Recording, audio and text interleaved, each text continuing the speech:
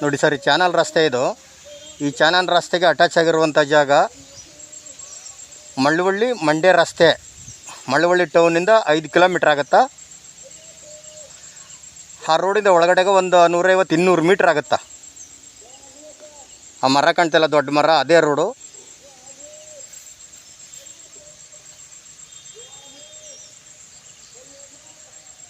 ನೋಡಿ ಕಾರ್ ಹೋಯ್ತದಲ್ಲ, ಇದೇ ರಸ್ತೆ, ಮಂಡ್ಯದ ರಸ್ತೆ.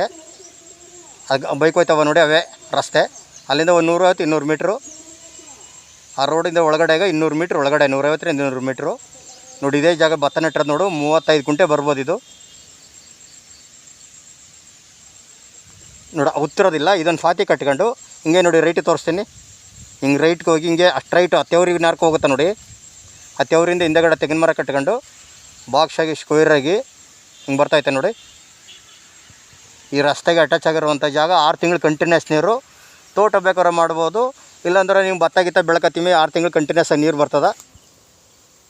35 ಕುಂಟೆ ಬರ್ಬೋದು ಅಂತ ಹೇಳಿದ್ದಾರೆ ಈ ರಸ್ತೆಗಿರುವಂಥ ಜಾಗ. ರೈಟ್ ಹೇಳಲಿಲ್ಲ, ರೈಟ್ ಕೇಳ್ಬಿಟ್ಟು ಹೇಳ್ತೀನಿ. ಮಳವಳ್ಳಿ ಹೊಟ್ಟೆ ಒಂದು 5 ಕಿಲೋಮೀಟ್ರು.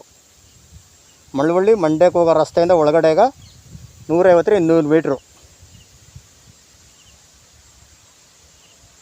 ನೋಡಿ ರಸ್ತೆಗೆ ಇರುವಂಥ ಜಾಗ.